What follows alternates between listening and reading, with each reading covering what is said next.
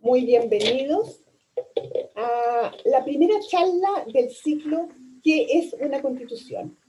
Soy Mariana Stein, subdirectora de Educación Continua y Extensión de la Universidad del Desarrollo, y los saludo a nombre de nuestro programa UDD Vecina Abierta a la Comunidad.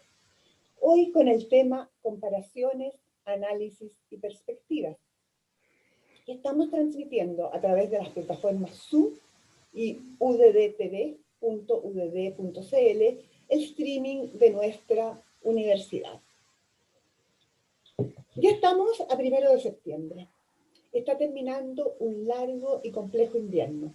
Muchas comunas siguen en cuarentena, otras ya han salido y no pocas viven este confinamiento por primera vez o incluso por segunda vez. Como UDD Vecina estamos alineados a una nueva forma de aprendizaje y nuestras charlas buscan entregar conocimiento e información en el contexto de digitalización al cual hemos entrado producto de la revolución digital. Pero no estamos ajenos a la responsabilidad social que tenemos como universidad. Por lo que les queremos compartir una de las recomendaciones de la carrera de terapia ocupacional de la UDD, que nos habla de la importancia de integrar en nuestras rutinas actividades recreativas que sean posibles de realizar dentro de la casa, pero también a distraernos para poder mantener una buena salud mental y emocional y disminuir así los niveles de estrés o cansancio producto de lo que puede ser un encierro prolongado. Esperamos que nuestras actividades de vecina contribuyan a ello. Desde ya les agradecemos su comprensión si hubiese algún contratiempo en la transmisión durante la charla, ya que no estamos ajenos a problemas relacionados con las redes. Sus preguntas las pueden realizar en la pestaña Preguntas y Respuestas y se las transmitiremos al profesor al finalizar su presentación. Unos 15 minutos antes de finalizar la charla, habilitaremos la pestaña Votaciones para que puedan responder una muy breve encuesta. Les quiero presentar al profesor Enrique López. Él es profesor titular de la Facultad de Gobierno de la Universidad del Desarrollo, quien va a estar a cargo de esta charla que hemos llamado Comparaciones, Análisis y Perspectivas, y explicará lo que es una constitución, comparará y analizará diferentes constituciones, tanto europeas como latinoamericanas, buscando lo que puedan tener en común, estableciendo las grandes diferencias entre ellas y las perspectivas y proyecciones que tiene esta ley fundamental, que es el acuerdo de reglas de convivencia sobre las que se asienta un Estado determinado y a la vez una forma de pacto político y social. El profesor Enrique López es magíster en Humanidades y Pensamiento Científico, mención Historia, Ideas y Sociedad por la Universidad del Desarrollo. Es abogado por la Universidad de Chile y cuenta con numerosos premios y publicaciones. Enrique, muchas gracias por acompañarnos hoy. Ok, Marian, gracias. Me imagino que está el audio bien, se está oyendo bien. Muy buenas tardes. En primer lugar, quiero agradecer y destacar el valor que tienen ustedes, en este caso, porque estamos viviendo un periodo constitucional, un periodo constituyente que no es de ahora, sino que viene ya en Chile de hace varios años, y dice mucho cuando las personas se plantean y quieren manejar más información de nivel universitario, ¿no es cierto? Quiero dejar eso establecido. No, yo no estoy en una concentración, ni estoy en una cosa de opinión universitaria, ¿no es cierto? Aun cuando uno puede hacer un análisis crítico y sacar conclusiones después, ¿no? Entonces me parece importante porque cuando las personas se interesan en esto por mayor información, demuestran que tienen deseo de, como se dice, en participar en la suerte de la polis, ¿ah? En la polis, de la alta política, participar en la calidad de ciudadano, en la ciudad, en las CIBES, ¿no es cierto? Eso es, digamos, ¿no es cierto? Por eso me hace mucho valor, digamos, ¿no es cierto?, el interés de ustedes. Yo voy a hacer primero, explicar en forma, unas ideas generales primero, una noción, idea de constitución, elementos que debe tener toda constitución actual, cualquiera sea esta, algunas clasificaciones de constituciones y los aportes en las sucesivas desarrollo, lo voy a hacer paralelamente en algunos textos constitucionales, digamos, ¿no es cierto? Y poniendo ejemplos nuestros para concluir, digamos, ¿no es cierto?, los problemas que se suscitan con esto de las constituciones. En primer lugar, quiero señalar lo siguiente: el vocablo constitución se ha ocupado a lo largo de la historia de la humanidad en materia jurídico y jurídico-política numerosas veces, con significados distintos. Por ejemplo, Aristóteles, estamos en el 300 antes de Cristo, en Atenas, con un grupo de sus ayudantes, escribió un texto que se llama La Constitución de Atenas, y siempre en la idea de cada isla griega tenía un pequeño texto que lo ordenaba, ¿no es cierto?, que lo ordenaba. Eso, digamos, ¿no es cierto?, dice razón, ¿no es cierto?, con el término constitución.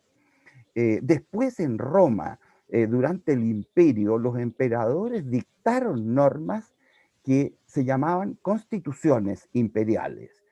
Constituciones imperiales, una especie de normas jurídicas que dictaban, pero no, constituciones imperiales que se referían a distintos tipos, y hubo, pero muchísimas constituciones imperiales que hubo que recopilar. Quiero decir entonces que nos encontramos con un vocablo que tiene distintas acepciones a lo largo de la historia de la humanidad y que es un proceso. Hasta que, ¿y qué significa la palabra constitución? Entre paréntesis, el vocablo constitución viene del latín, que es constituere, lo que le da forma a algo. Y por eso que puede parecerle simple, pero uno dice de repente, mire, tal persona tiene constitución física delgada, o sea, la estructura de su cuerpo, lo que la constituye es delgada. Tal persona tiene una constitución física más gruesa.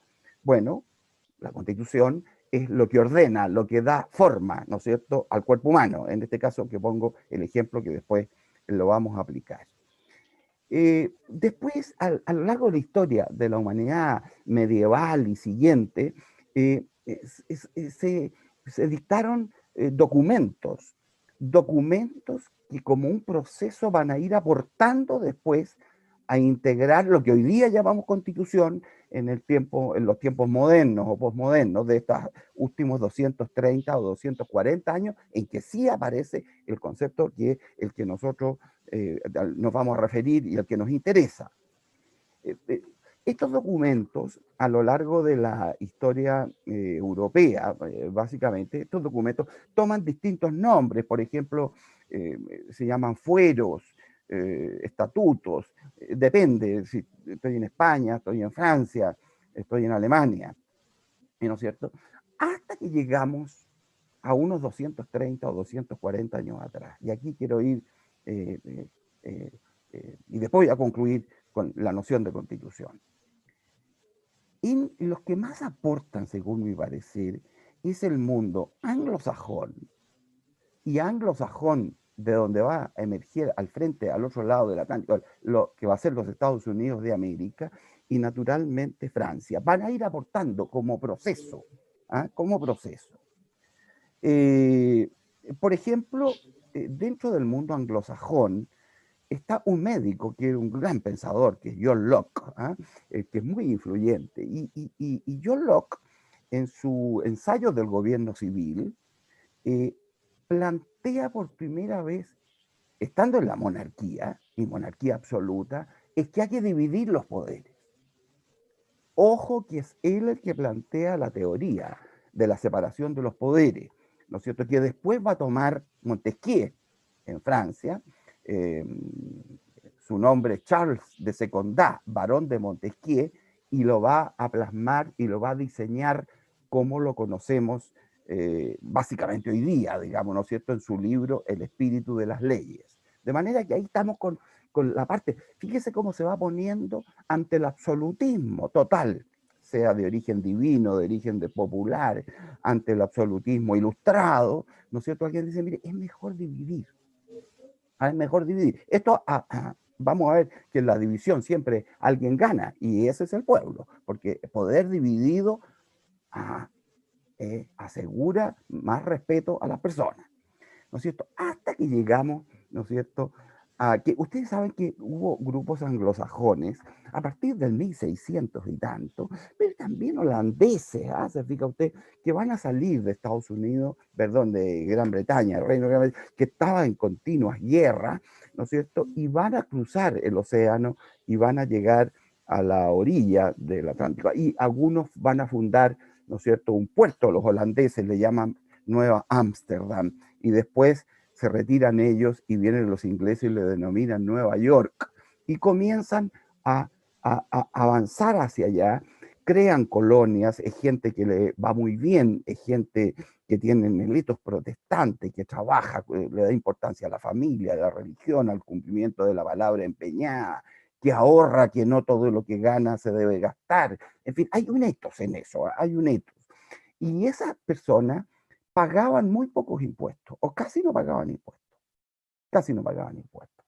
Cuidado que voy a retroceder, van a ver ustedes una cosa de los impuestos, un antecedente un poco más lejano. Los impuestos siempre son importantes porque dan origen las alzas, digamos, ¿no es cierto? Y el rey, en guerra con Francia, ¿no es cierto, Jorge?, impone tributos a estas colonias, que en definitiva eran 13, Carolina se dividió en el norte y del sur, y simplemente estas colonias se van a levantar y van a iniciar la guerra, ¿no es cierto?, de la independencia, que es una guerra por la independencia. Ojo, no es una revolución, se discute esto también, ¿no es cierto?, es una guerra por la independencia. Y esta guerra por la independencia, en la cual está encabezada por personas bien notables, por eso que resulta, ¿no es cierto?, me refiero a Washington, me refiero a Benjamin Franklin, me refiero a Thomas Jefferson, me refiero a Hamilton, a John Adams, qué sé yo, digamos, era gente muy respetada y gente muy concreta, porque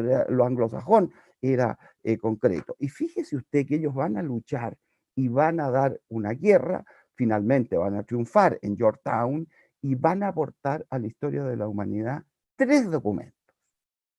Todo esto quiero advertir antes de la Revolución Francesa, cronológicamente, antes.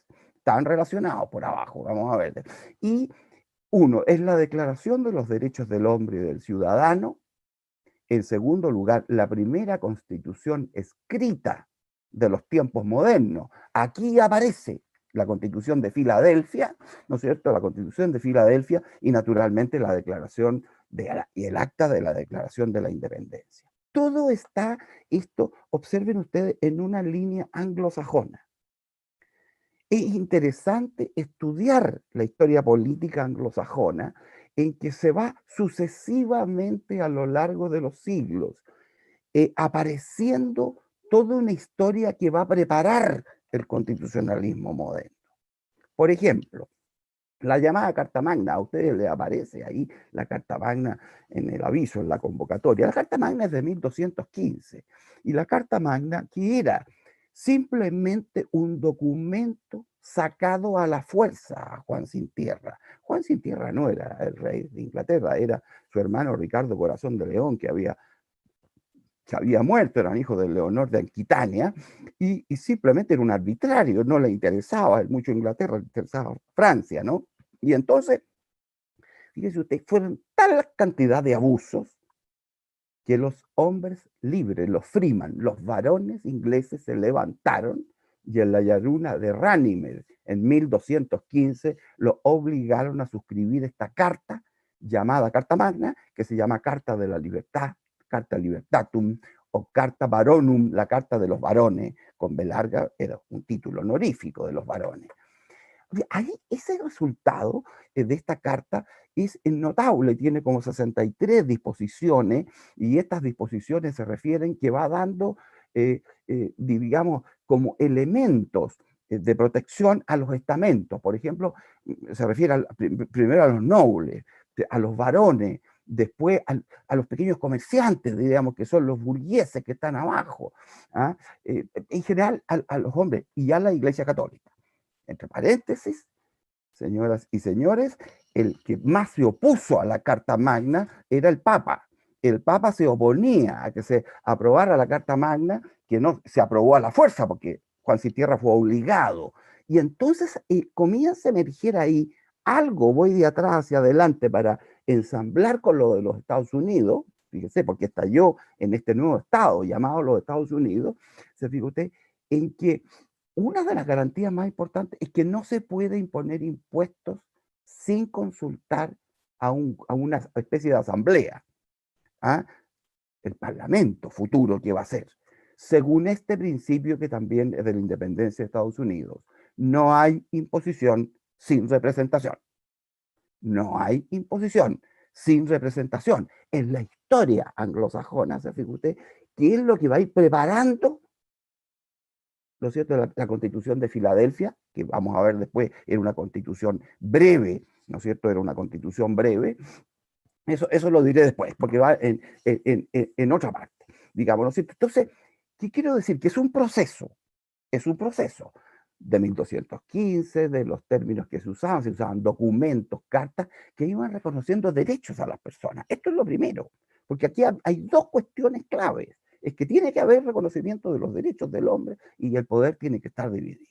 Bueno, esto consta en el mundo moderno ya, a partir de la Constitución de Filadelfia, porque las constituciones van en ese orden, la Constitución de Filadelfia, la Constitución de Francia,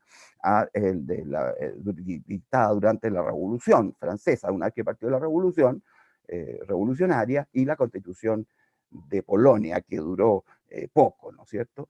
¿Qué son las constituciones? Documentos solemnes. Que grábese esto en la cabeza, es un documento solemne, no es cualquier documento. Si es un documento solemne, vamos a ver, entonces yo los documentos solemnes los puedo llevar cambiando a cada rato, por así decirlo. Esto es un documento solemne que desde el punto de vista estrictamente jurídico es una ley. Hizo una muy buena presentación Marianne Stein, dijo es una ley. Es una ley, pero es una ley fundamental. Es una ley que sostiene el edificio jurídico. Fíjese, tengo en mi mano aquí la Constitución de Alemania. Y fíjense, los alemanes ponen ley fundamental de Alemania. No dice Constitución, ley fundamental. Es una ley. Como es una ley fundamental, vamos a ver, esto tiene efectos porque naturalmente no se puede, digamos, modificar como si fuera una ley común, documento solemne que consigna el ordenamiento jurídico-político de un Estado en un momento determinado y que contiene a lo menos dos cosas, que ya ustedes las pueden deducir por lo que he estado diciendo. Los franceses decían, revolucionarios, si no hay reconocimiento de los derechos y no hay separación de poderes, il n'y a pas constitución. Es decir, no hay constitución posible. ¿Ah? Esto es esencial. ¿Qué tiene que tener hoy día toda constitución hoy día? Cualquiera sea esta. Porque uno puede examinar colecciones de constituciones y comienza a ver, y esto es lo fundamental que tiene que estar. Dos cosas la acabo de decir, y ni habrá constitución, si no, no hay constitución. Pero, yo diría que hoy día hay 6 cuestiones que tiene que tener todo texto. Por lo menos, esto es lo que yo le enseño a mis alumnos y que uno lo puede examinar en la Constitución chilena, en esta, en la del 25, en la de 1833, en cualquiera de las 3 grandes chilenas. Chile ha tenido 3 constituciones en su historia política, y obviamente que han sido modificadas, y todo, que la de 1833, la de 1925 y la de 1980, que es la actual. ¿Qué elementos tiene que tener? En primer lugar, voy parte por parte. En primer lugar, tiene que tener o un preámbulo o un conjunto de ideas que van en los primeros artículos, si es que no tiene preámbulo. ¿Se fija usted? Porque el preámbulo es un preámbulo, es una declaración que puede ser muy bonita, pero no está en el articulado. ¿Ah? No está en el articulado. Entonces, la idea está fundamental. O están en el preámbulo, y eso es parte de la experiencia jurídico-política de cada país. Hay constituciones diversas, todas son distintas, unas tienen preámbulo, otras no. Por ejemplo, fíjese, quiero seguir con el ejemplo de la ley fundamental de la República Federal de Alemania, y dice preámbulo, consciente de su responsabilidad ante Dios y los hombres, animada de la voluntad de defender su unidad nacional y política y de servir a la paz del mundo integrando en una Europa unida sobre la base de la igualdad de derecho el pueblo alemán y los Länder y sigue. ¿Por qué? Porque la constitución que tengo en mi mano es de Konrad Adenauer, el reconstructor de la Alemania derrotada en la Segunda Guerra Mundial, ¿no es cierto? El padre de la moderna Alemania, digamos, ¿no es cierto? ¿No? Y obviamente, entonces, fíjese, pero es cortito porque sigue 2 párrafos más y termina. No es más que eso. Si yo tomo la Constitución francesa de la Quinta República, del general de Gaulle, tiene otro preámbulo que son 2 párrafos. El pueblo francés proclama solemnemente su adhesión a los derechos humanos y a los principios de la soberanía nacional, definido en la Declaración de 1789. Se remite a la Revolución Francesa y sigue, pero es una opción. Algunos tienen preámbulo, otros no. Y esas ideas fundamentales, algunos las tienen en los primeros artículos, como por ejemplo en el caso chileno, ¿no es cierto? En los primeros 5 artículos, si usted me apura, de la Constitución actual, ahí está el grupo de ideas fundamentales del texto, ¿no es cierto? O definiciones que están en los artículos siguientes. Por ejemplo, que dice el artículo 2 de la Constitución francesa: la lengua de la República es el francés. El emblema nacional es la bandera tricolor azul, blanca y roja. El himno nacional de Francia es la marsellesa. El lema de la República es libertad, igualdad y fraternidad. Su principio es el gobierno del pueblo, por el pueblo y para el pueblo. Eso, se fija usted, uno lo toma y lo encuentra en otros textos, ya está en el articulado, está en el articulado, vuelvo a repetir, porque este es el artículo 2 de la Constitución francesa que ahora. Lo primero, tiene que haber un grupo de ideas. Fíjese cómo parte nuestra Constitución. Yo espero que esta frase no salga, pero es mi opinión personal. Las personas nacen libres e iguales en dignidad y en derechos. Fíjese la frase. Las personas nacen libres e iguales en dignidad y en derechos. ¿Qué es persona? Libertad, igualdad, dignidad, derechos, simplemente en una frase. Que no crean ustedes que además es una creación digamos, tan creativa nuestra, de los que redactaron el texto, porque eso está tomado de las grandes declaraciones de los derechos del hombre y del ciudadano, ¿no es cierto? Por ejemplo, de Estados Unidos, que recién hablaba.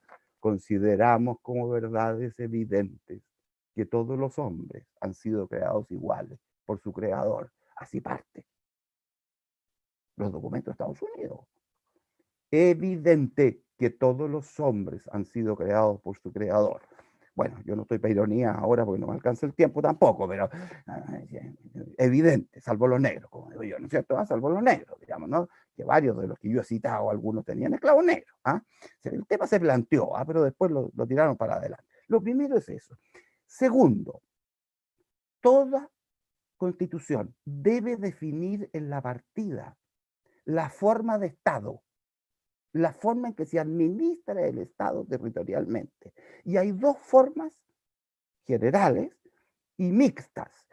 Una es la forma federal, exitosísima en Estados Unidos, copiada por los grandes países de América hispana portuguesa, México, Brasil y Argentina. La forma de Estado, ¿no es cierto? Es lo primero, o federal o unitaria. ¿Qué dice nuestra Constitución? El Estado de Chile es unitario. ¡Pum! Y termina la frase. Punto seguido. Y continúa. Primera definición. Igual que la Constitución del 25.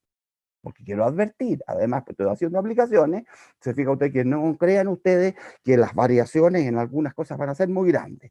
Tercero, debe definir la Constitución dentro del Estado la forma de gobierno. La forma de gobierno. Y la forma de gobierno puede ser o presidencial, o parlamentaria, o semipresidencial. Chile ha sido siempre presidencial. Experimentó cierto parlamentarismo entre 1891 y 1924 y fracasó porque nunca se reglamentó. Y volvimos al presidencialismo en 1925 y en 1980, reforzado. Reforzado. Pero tiene que entrar a definir o semipresidencial. el modelo de semipresidencialismo. Es la Constitución de 1958, que es la actual Constitución francesa del general de Gaulle, ¿ah? Que es el modelo. Yo les pediría, ojo con esto que estoy hablando, ojo, porque resulta, ¿no es cierto?, que hay en Chile grupos de personas que dicen que sería interesante estudiar la viabilidad del sistema presidencial, que implica que usted tiene, ¿qué cosa? Un jefe de Estado y un jefe de gobierno. Es decir, un mismo jefe de Estado puede gobernar con varios gobiernos distintos. ¿Se fija usted? Incluso con gobiernos distintos desde el punto de vista de la concepción de lo que se hacen las cosas en política. Por ejemplo, Chirac, el expresidente de Francia, François Chirac, gobernó, perdón, no François Chirac, es François, no es François, pero es Chirac, gobernó con Mitterrand. Mitterrand era presidente y Chirac era primer ministro. Se fija usted, ¿no es cierto? Era primer ministro, de manera que le llamaban cohabitación eso. Eso permite estabilidad en la presidencia y cambio en los gobiernos según cambian las mayorías en el Parlamento, en la Cámara Baja. Es decir, ideas centrales que sustentan toda la estructura jurídica, ideas centrales, ¿no es cierto? Segundo, forma de Estado. Tercero, forma de gobierno. Cuarto, que es lo que nosotros habíamos señalado, digamos, tiene que haber un reconocimiento oficial de los derechos del hombre y del ciudadano. Y su garantía, que ojo, una cosa es un derecho y otra cosa es una garantía. ¿Cómo se lo explico en términos breves? En este minuto, con la pandemia, se ha violado uno de los derechos más importantes que tenemos los seres humanos, que es la libertad personal en versión ambulatoria. Se nos ha prohibido salir a la calle, por las razones que existan. Eso es el sueño de los totalitarios, el sueño más, ni en sus sueños más brillantes lo tuvo Mao Zedong, ¿no es cierto?, Stalin, que es prohibir y encerrar a la gente por razones obviamente fundadas, que ocurrió, no estoy criticando eso.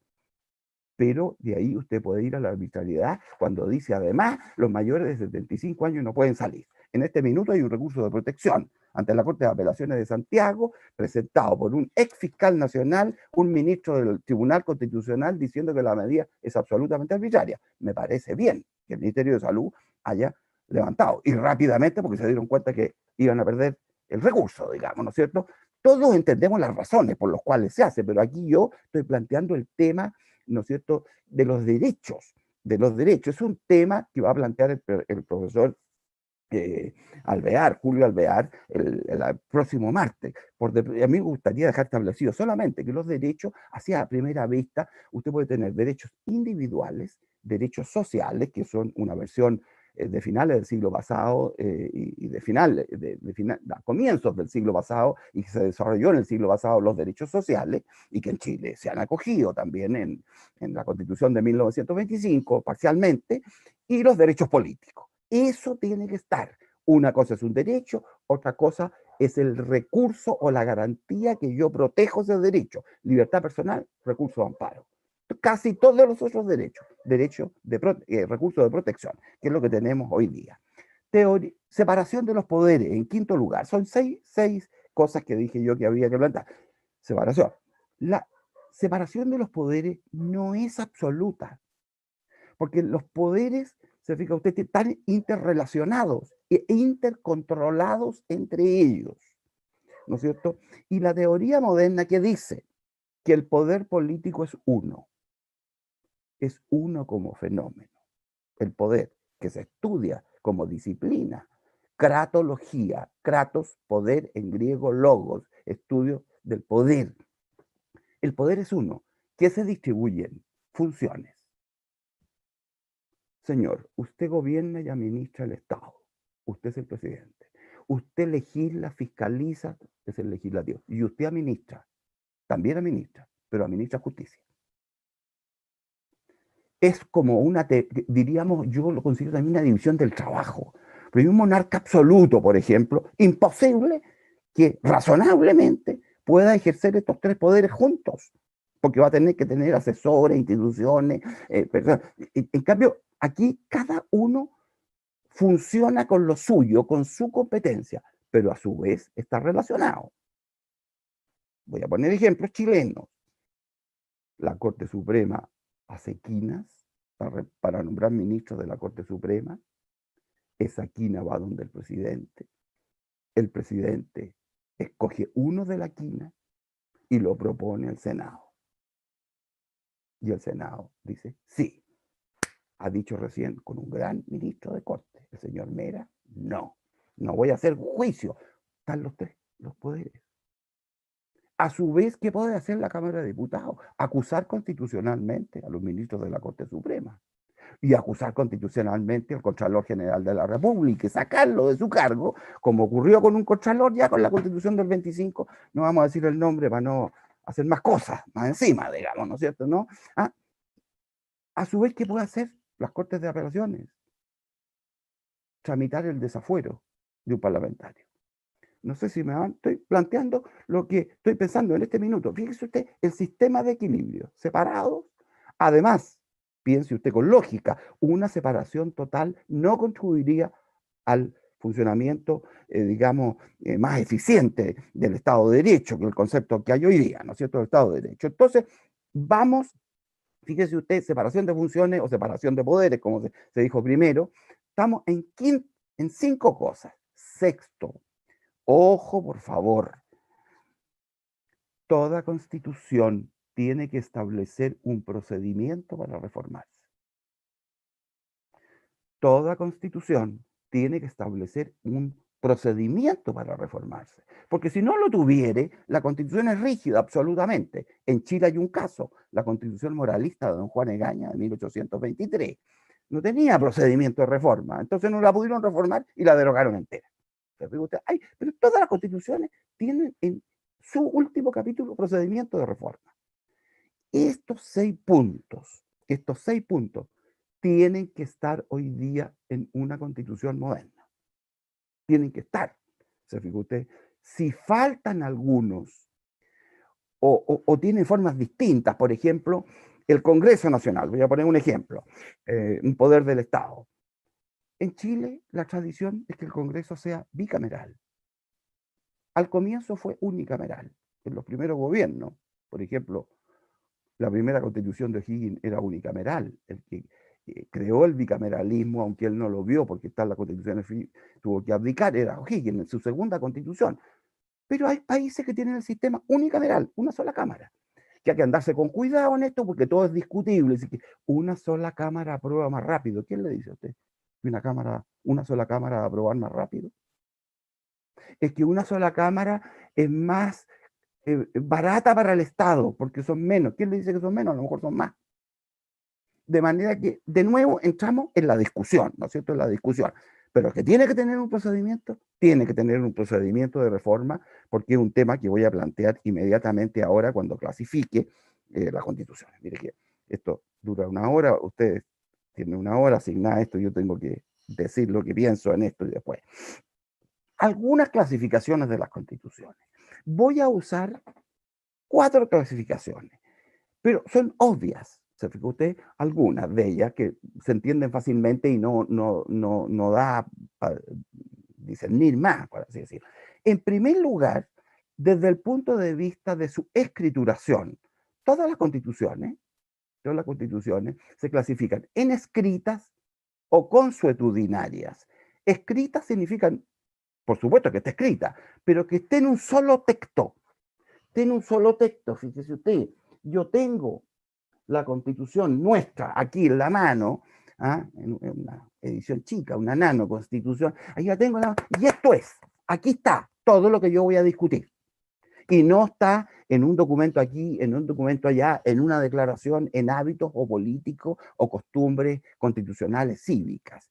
Eso solo ocurre, es consuetudinaria cuando se basa en la costumbre en el Reino de Gran Bretaña, el Reino Unido de Gran Bretaña, especialmente en Inglaterra, que es un modelo de documentos. Cité uno, la Carta Magna de 1215, el Acta de Habeas Corpus, el Bill of Rights, y las costumbres que le funcionan a ellos. Ellos funcionan con costumbres hábitos cívicos aceptados por todo el mundo y da origen a un sistema en que usted tiene varios documentos, no tiene un solo texto. No, quiero ir más a esto porque el caso que se maneja es el caso, vuelvo a repetir, de Gran Bretaña. El segundo punto de vista, que es interesante, sí, este sí es interesante ya de aplicación. Constituciones escuetas o desarrolladas, constituciones breves o desarrolladas. Dije yo recién que la Constitución original de Estados Unidos tenía 8 artículos, porque la Declaración de los Derechos del Hombre y del Ciudadano se fue integrando después al texto por las enmiendas. Enmiendas se llaman las reformas. Breve. Mire, la brevedad es síntesis.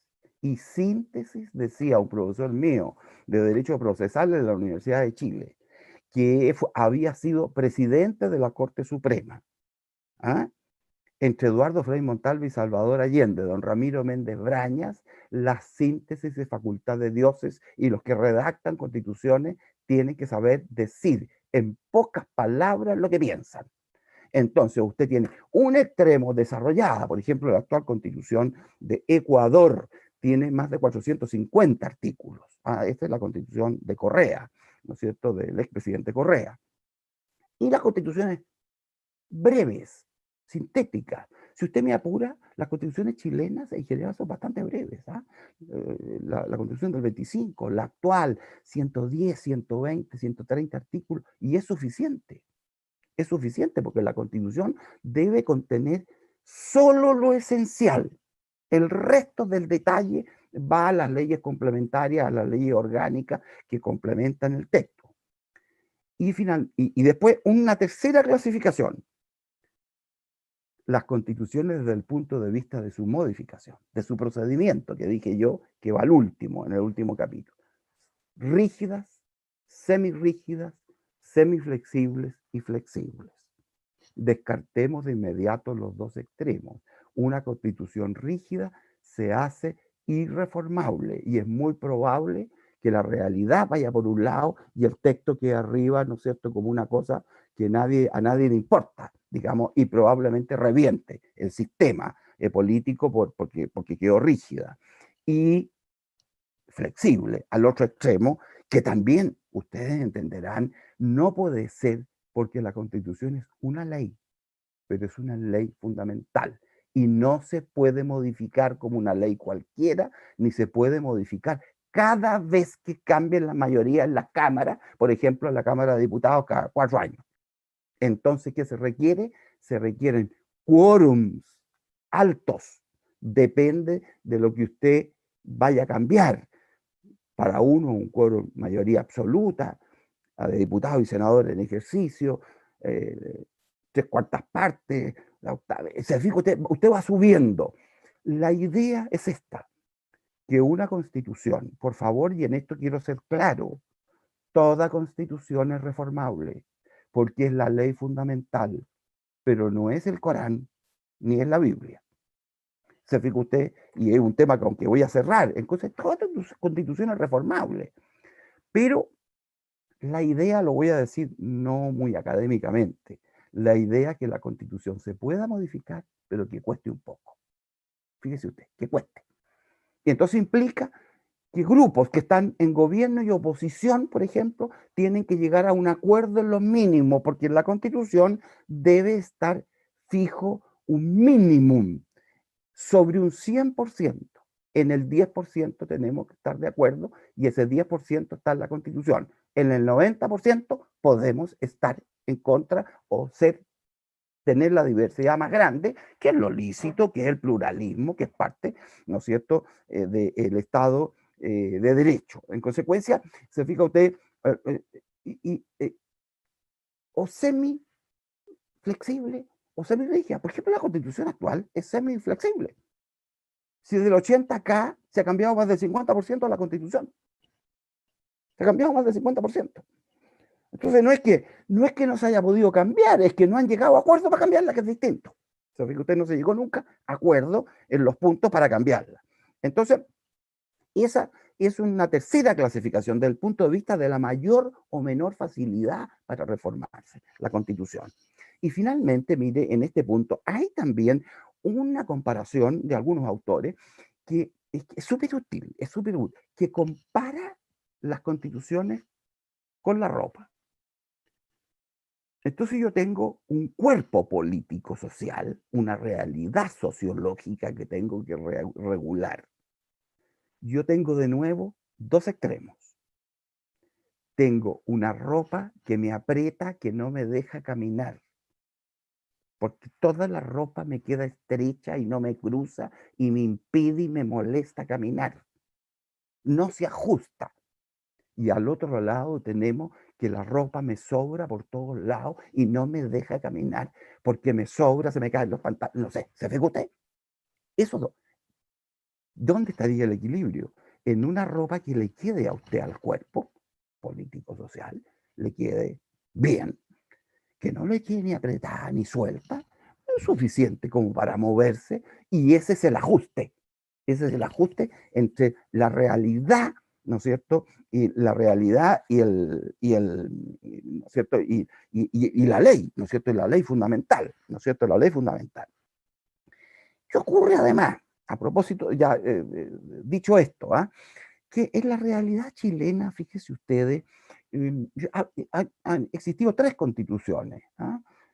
La del 1833, después de una guerra civil, el triunfo del DIRCAI, digamos, ¿no es cierto?, de Prieto, y en fin, y Portales. Después 1925, después de una intervención militar, el 80 también con una intervención militar, califíquela usted como quiera, una intervención militar, y Chile cada ciertos periodos como que se plantea que hay que hacer un cambio, pero evidentemente los cambios se van haciendo evolucionando,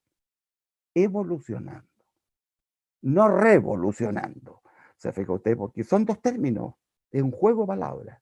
Ambos significan cambios. Evolucionar es cambio progresivo y ordenado. Revolucionar es un cambio violento, drástico, antes y después. Ejemplo, la Revolución Francesa, la Revolución Bolchevique en Moscú, u otras, digamos, ¿no es cierto?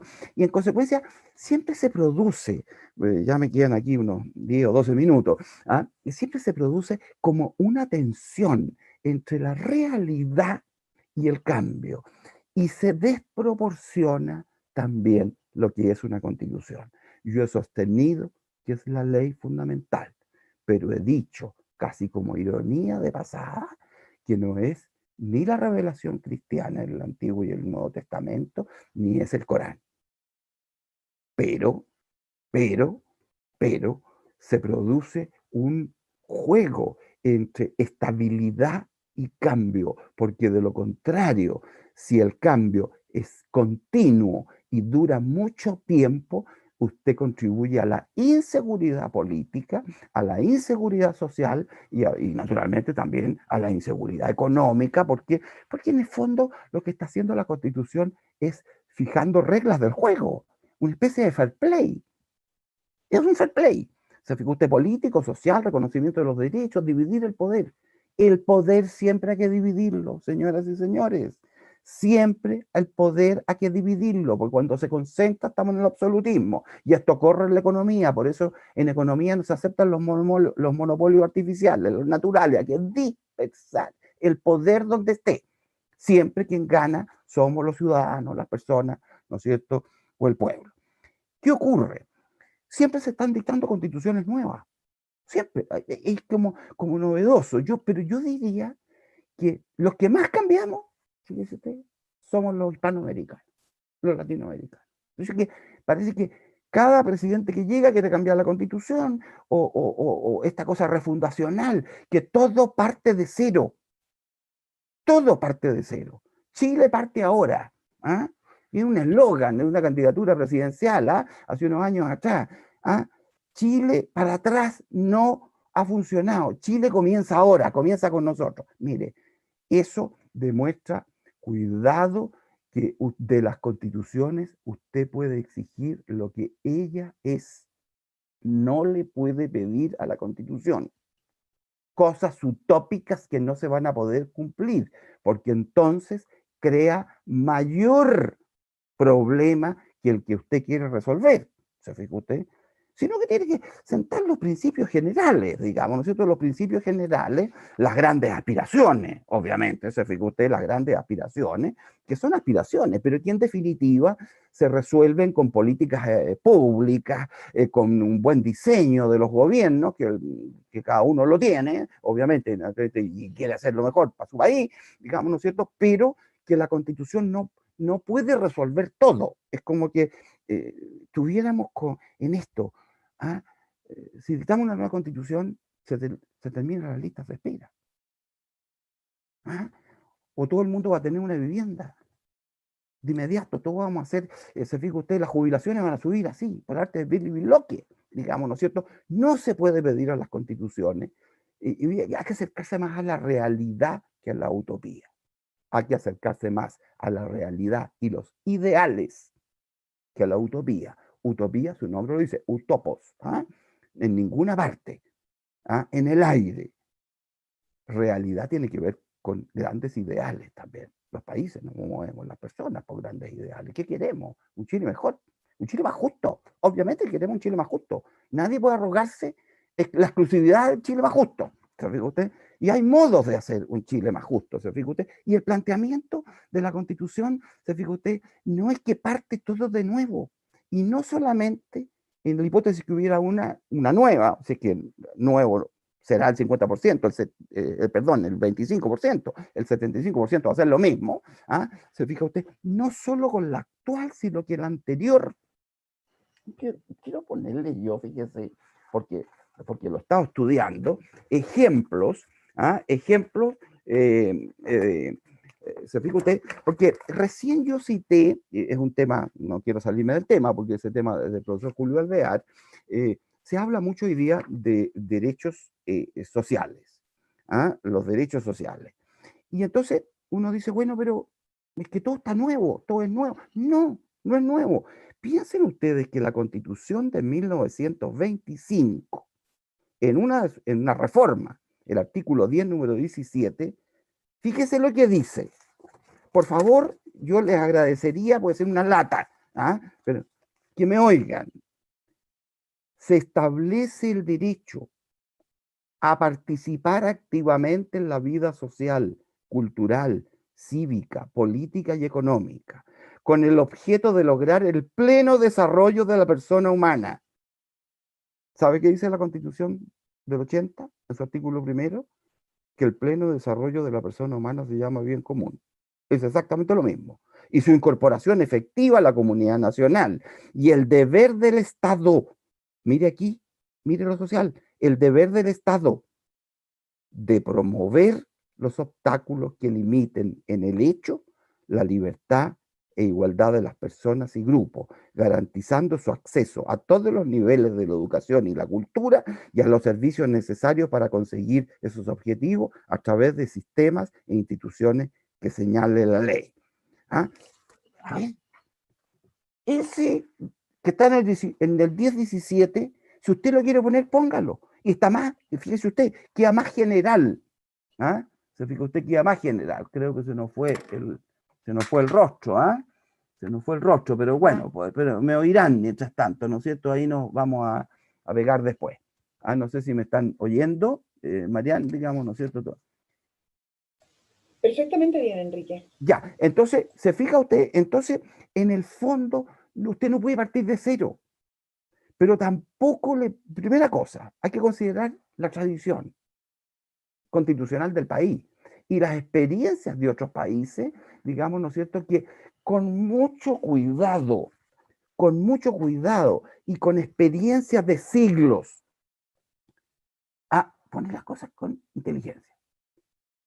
Tengo en mi mano la última constitución, que para mi gusto es magnífica, que se dictó, que es la Constitución de Europa.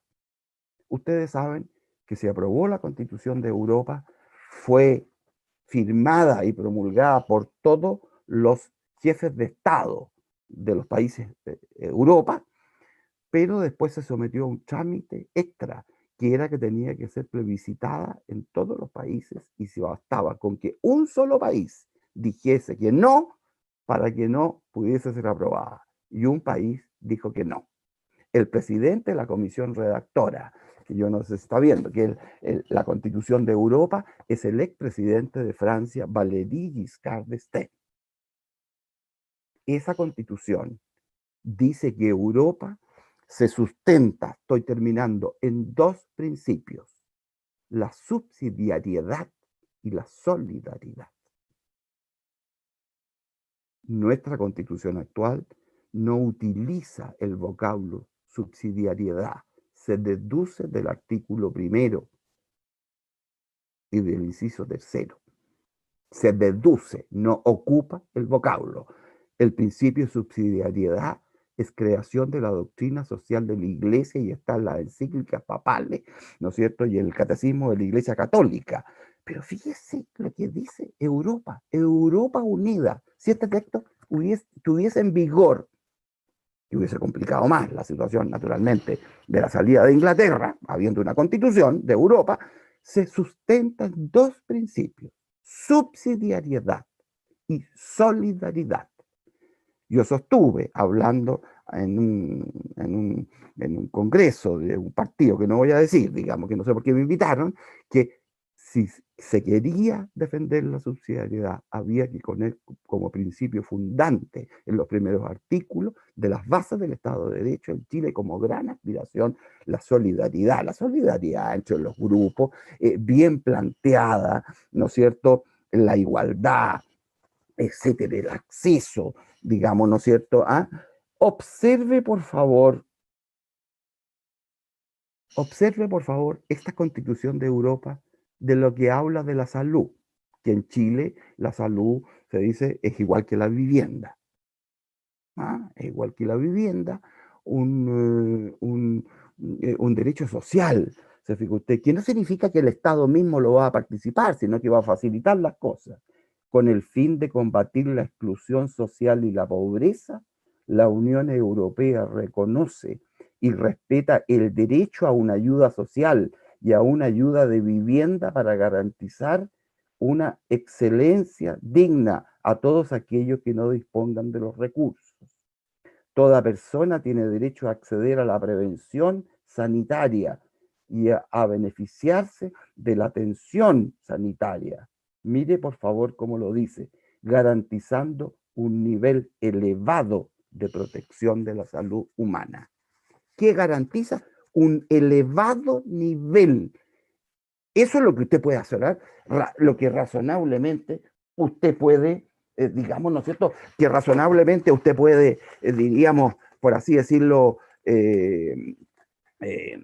digamos, asegurar, porque lo otro es pedirle a la Constitución una carga utópica que usted no puede cumplir.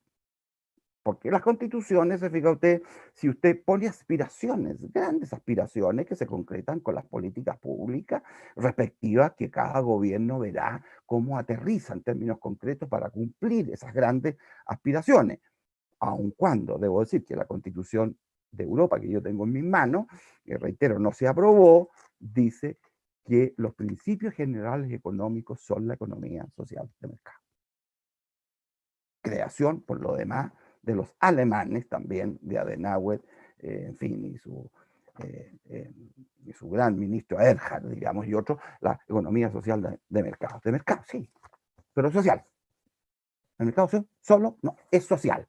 En consecuencia, ¿a dónde voy terminando, digamos? Primero, la emergencia de esto que llamamos Constitución es un proceso cultural. Es un proceso cultural de siglos en que aportan los anglosajones, aportan los franceses, aportan en términos concretos, los anglosajones muy concretos cuando emerge Estados Unidos, porque sus declaraciones son muy concretas, a diferencia de los franceses, que son maravillosas, pero muy declamatorias y poco operativas, ¿no es cierto? Y poco operativas. En consecuencia, se fija usted, estamos ante una situación, ¿no es cierto? Una situación que yo creo que es bueno estos datos que he puesto sobre la mesa, darles vuelta, manejarlos para aterrizar las cosas, porque de lo contrario, usted puede tener esta situación que aún esta hipótesis, teniendo una nueva constitución, al año usted va a decir, perdón, esto no sirve, porque no cumplió lo que se dijo, usted no cumplió. ¿Ah? O simplemente yo me desbordo. Por ejemplo, también me parece que es un buen ejemplo para ir terminando, Marian, cuando se refiere al derecho de propiedad, de nuevo, vamos a lo social, ¿ah? Al derecho de propiedad. Entre paréntesis, la Constitución francesa define a Francia, por favor, define a Francia, la Constitución, como una república laica, democrática y social. Laica, democrática y social. Les advierto que esta frase también en Chile la está pensando un grupo de personas. Es laica, es laica. Si el Estado de Chile es laico, pero quiere ponerlo, lo pone, social. Fíjate usted, el énfasis social. Por ejemplo, ¿dónde? En la propiedad, que es uno de los términos. Quisiera referirme a dos cosas, que es la propiedad y el manejo económico, digamos. Que es la propiedad. Ustedes saben que a partir de la Constitución de 1925, y estas ideas venían don Arturo, era súper sagaz don Arturo Alessandri Palma, y entonces se creó la noción de función social de la propiedad. La función social de la propiedad. En virtud de esa función social, usted podría, por ejemplo, expropiar. Me refiero a las expropiaciones comunes, ¿no? Que van a enanchar una calle, digamos, ¿no es cierto? ¿No? Y que limita el ejercicio de la propiedad. Ejemplo de función social, por ejemplo, la prohibición de determinadas patentes de auto de, digamos, funcionar en días determinados, porque hay otro derecho que se llama el derecho a vivir en un medio ambiente libre de contaminación, que hoy día también está en el 19 número 8, y entonces dice, perdón, pero yo tengo mi auto, y yo como tengo la propiedad de mi automóvil, y entonces yo tengo el uso, goce y disposición, estoy hablando como abogado, y nadie me puede prevenir. Perdón, señor, yo soy el Estado, y a usted le voy a prohibir, usted es el propietario, le voy a prohibir el uso y el goce. Usted no sale, porque hay otro bien que colisiona, que es masivo, que es el derecho a vivir en un medio ambiente libre de contaminación. La propiedad tiene sus límites, tiene sus límites. Entonces está la función social de la propiedad. Nosotros definimos la función social de la propiedad hoy, en la Constitución actual, en un párrafo, que deben ser unas 3 líneas, 4 líneas. Tengo la Constitución alemana acá. Fíjese, yo lo encuentro. Bueno, pero es que los alemanes también, ustedes saben, redactan brevemente. Más bien hay mucho, es más sustantivo y poco adjetivo, y los castellanos somos buenos para adjetivar. Fíjese lo que dice. La propiedad obliga, artículo 14. Y se terminó la función social. La propiedad obliga. Su uso debe servir asimismo al bienestar general. Yo encuentro que es un modelo estupendo. Esto que acabo de decir, que acabo de decir. Yo solamente le agregaría, y quedaría fantástico, pero es una idea del profesor, la propiedad obliga para consigo mismo y para con los demás. Y se cerró la frase. Ahí está la función social de la propiedad. Para consigo mismo y para con los demás. Restricción de usar el vehículo el día que el medio ambiente está malo. ¿Se fija usted? Para con los demás. Para consigo mismo y para con los demás. Y en segundo lugar, mire, la otra cosa que también quiero, ahí sí que termino ya estamos en la hora, que son cosas concretas que estoy poniendo sobre la mesa, es que una de las grandes cosas que es bastante común en el mundo hoy día también, es que el Banco Central sea autónomo. Pero la palabra autonomía, esto se repite en los círculos partidarios de hacer cambios. La palabra autonomía usada en la Constitución nunca es absoluta, porque en un Estado de derecho nadie es absolutamente autónomo. En consecuencia, las autonomías todas son relativas. Todas son relativas, no absolutas. ¿Qué nos dice la Constitución actual? Que la Contraloría General de la República es autónoma, que el Ministerio Público es autónomo, que las municipalidades son autónomas en su nivel y que el Banco Central es autónomo, pero todas las autonomías son relativas. De manera que además tiene que haber una coordinación. Yo le pregunto por qué es relativa. Porque el presidente del Banco Central lo nombra el presidente de la República. ¿Y quién nombra a los consejeros del Banco Central? El presidente de la República con acuerdo del Senado. Y porque el ministro de Hacienda puede asistir a las reuniones con derecho a voz del Consejo del Banco Central para mostrar, porque tiene que haber coordinación entre la política económica del respectivo gobierno, y en consecuencia, pero tiene ventajas. Numerosos países del mundo tienen bancos centrales autónomos. Puedo repetir, entonces la gente dice, no, es que no puede nadie autónomo. No, es que no hay autonomías absolutas, las autonomías son relativas. Incluso yo podría demandar por acuerdos del Banco Central ante la Corte de Apelaciones de Santiago. Le parece que la gente, bueno, uno no tiene por qué saber, digamos, porque no es experto, digamos, ¿no es cierto? No tiene por qué saber toda la acción, se fija usted, ¿no es cierto?, que ha demostrado en Chile una gran sagacidad técnica, porque todos los partidos políticos entonces, tienen sus grandes técnicos, y de hecho hay grandes técnicos siempre entre los consejeros del Banco Central, son los mejores técnicos. Se fija usted que además, usted me diga, ¿tiene un sueldo alto? Sí, tiene un sueldo alto porque no pueden ejercer en ninguna otra cosa, salvo hacer clases en la universidad. Es incompatible con cualquier otra actividad, y como duran 10 años, usted imagínese, los consejeros del banco.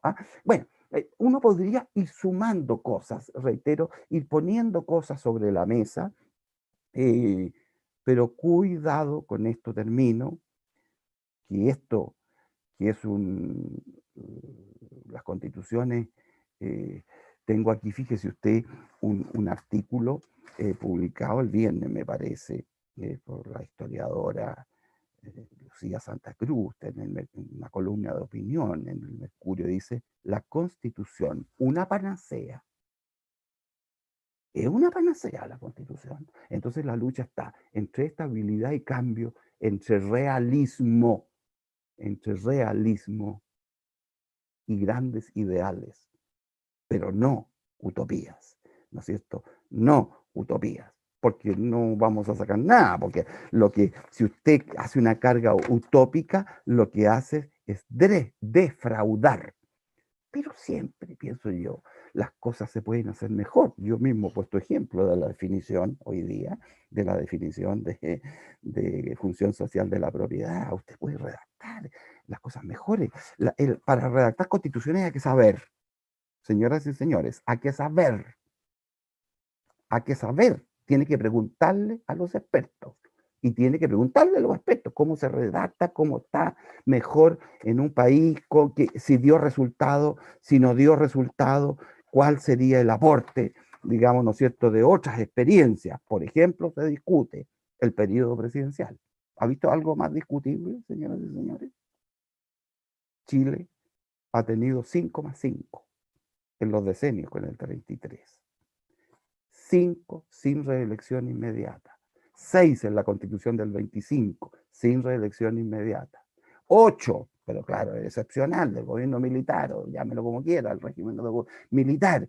Después, Patricio Elgin, 4, Frei Ruiz Tagle y Ricardo Lagos Escobar, 6, y después Bachelet y Piñera, 1 y 2, 4. Y hay gente que dice, perdón, volvamos a los 5, 5+5 de inmediato. Y la gente le dice a usted, perdón, pero usted está loco, ¿cómo se le ocurre que una persona va a gobernar 5 años? Pero si esto es la Constitución francesa actual, 5+5, pues. 5+5. Si Sarkozy gobernó 5 porque no ganó la reelección, sino habría gobernado 10, pues. Y Mitterrand, Chirac gobernó 10. Porque antes era 7+7, Mitterrand gobernó 14. Discutible. O 4 con reelección inmediata. Ejemplo, Estados Unidos. Chile tiene 4 sin reelección inmediata.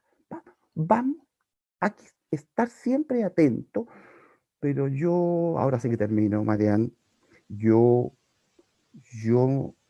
me detendría a pensar bastante, fíjese, me detendría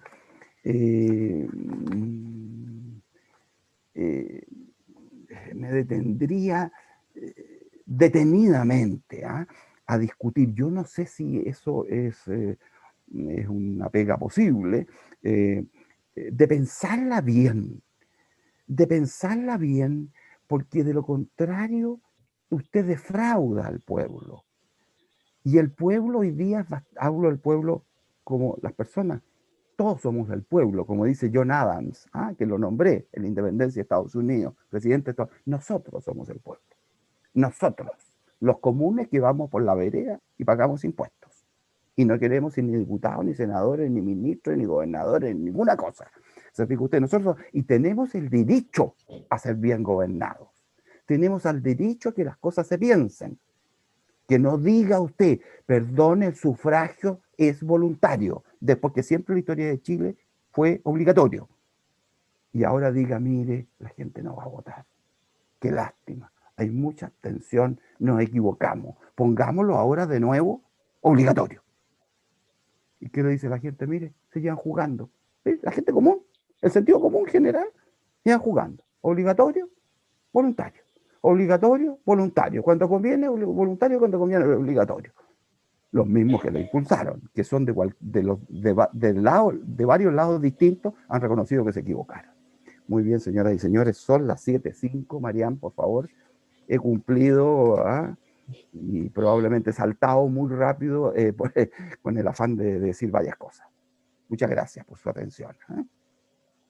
Vamos aquí a responder lo que Marian, si hay preguntas. Muchísimas gracias, Enrique. La verdad que tenemos hartas preguntas. Se podían agrupar, oye, también. Exactamente, sí, eso fue lo que estuve haciendo y no viendo a la política contingente propiamente tal, que hay muchas relacionadas con eso. Bueno, pero en fin. Sí, pero también, digamos, para enmarcarnos dentro del tema, una pregunta es, si hubiese una nueva constitución, ¿cuáles serían las innovaciones fundamentales que haría usted? A ver, la pregunta es mi opinión. Es mi opinión. Yo asumiría, fíjese usted, lo que hablaba recién de los derechos sociales. ¿Se fija usted? Yo lo asumiría de una vez por todas.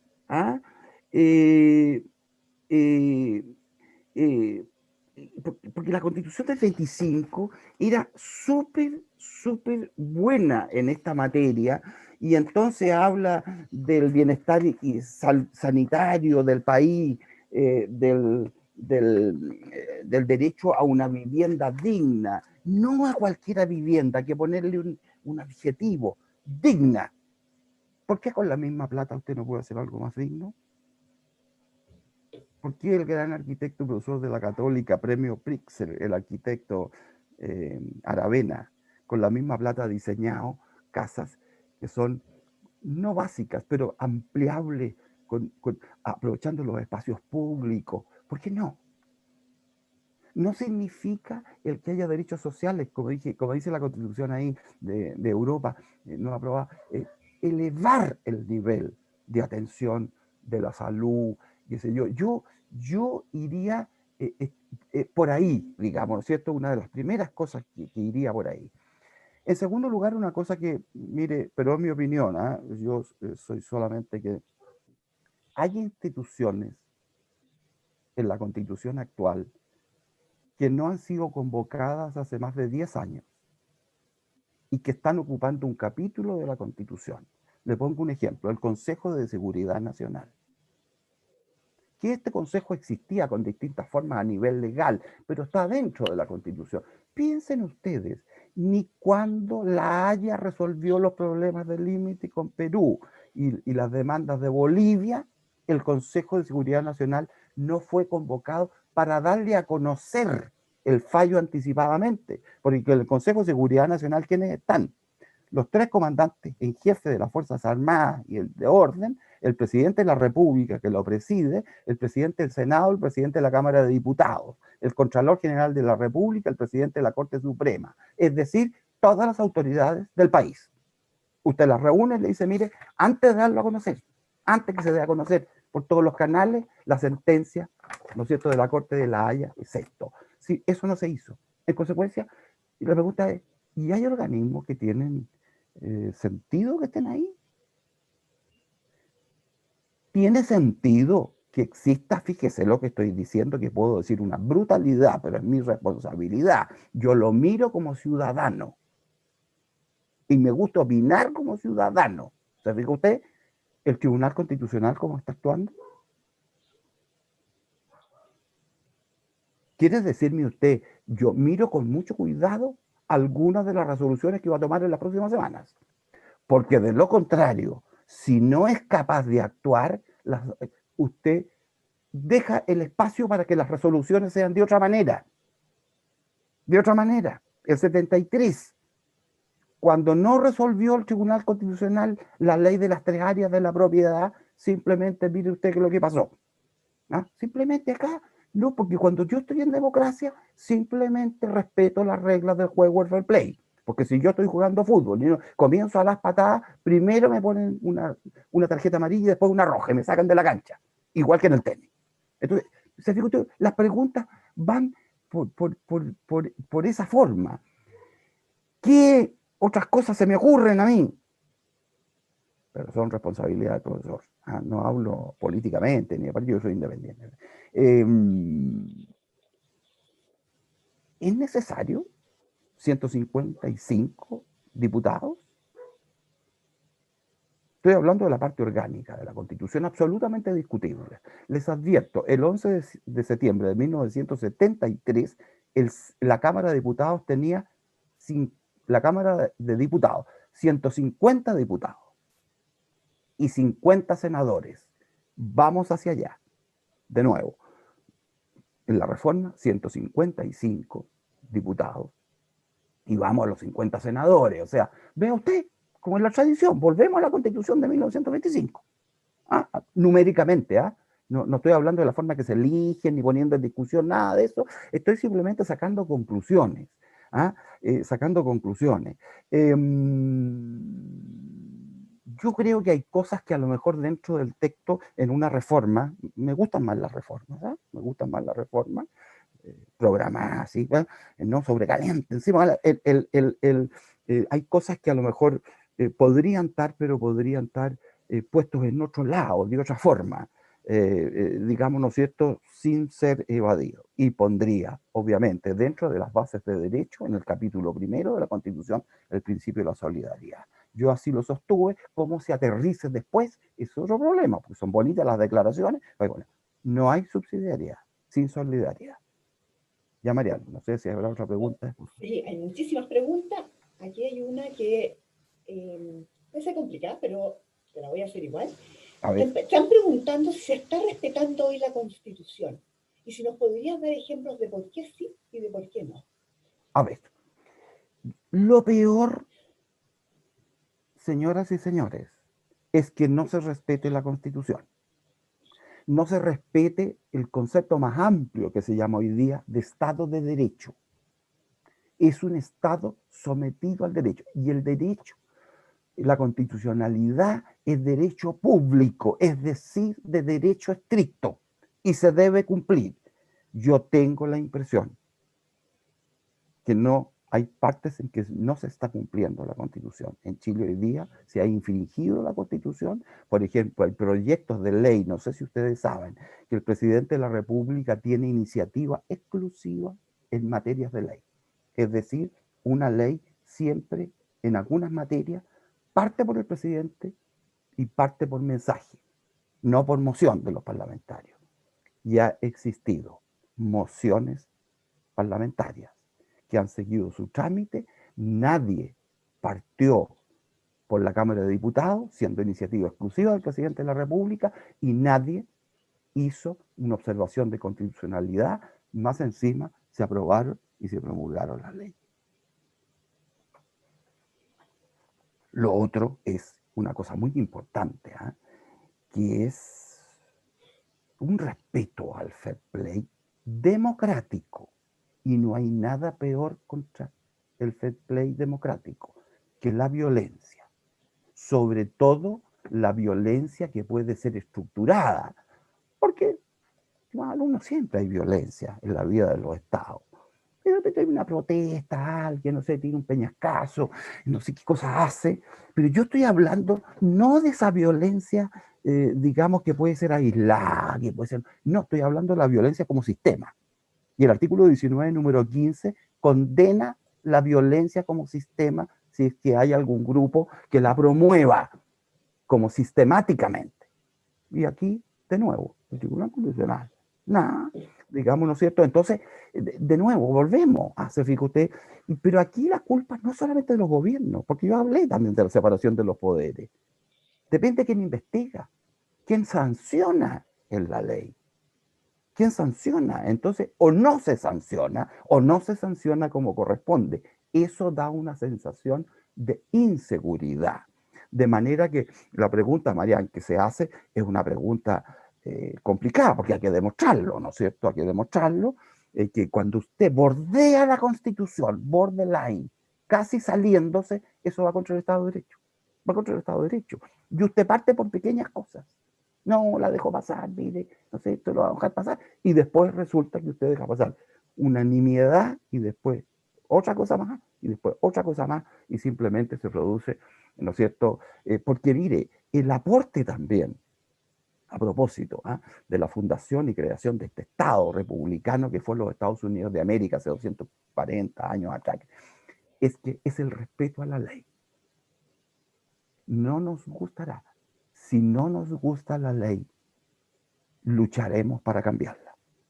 Pediremos que se cambie, ¿no es cierto? Pero el respeto a la ley es una de las claves, porque si no, nos vamos yendo fuera, nos vamos desmarcando, y eso, se fija usted, es peligroso, porque al final hay un grupo, hay gente que dice, mira, me da lo mismo, me da lo mismo.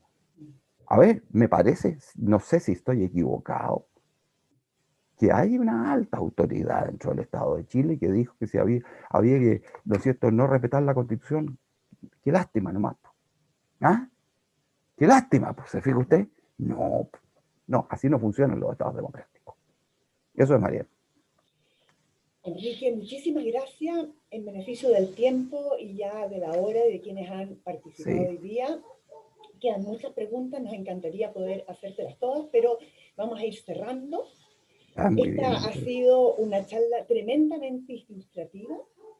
Nos ha aclarado mucho más allá del tema político en el que estamos y seguiremos inmersos, ¿no es cierto?, los No, ese próximos meses. es otro análisis, claro. Sí, ese es otro análisis, probablemente, ¿no es cierto?, lo que es una constitución, porque lo hicimos ver desde el Claro. punto de vista más bien conceptual. Sí. Estas nociones también de las diferentes constituciones que existen y que nos han aclarado muchísimo este panorama, porque no siempre sabemos lo que es la constitución. Esperamos también que para todos haya sido una oportunidad de conocimiento, de estar más informados desde la perspectiva histórica de las preguntas que nos planteamos hace un par de meses de qué es una constitución para poder hacer esta charla con el profesor López. Queremos agradecer a las más de 300 personas conectadas a través de Zoom y de nuestra plataforma streaming uddtv.udd.cl, con la cual hemos podido llegar a todo Chile. Los queremos dejar invitados a la próxima charla del martes 8 de septiembre a la misma hora, a las 6 de la tarde, con el profesor Julio Alvear, quien nos hablará dentro de esta misma pregunta sobre las libertades, los derechos y los deberes constitucionales. Muy buenas tardes, que tengan una excelente semana.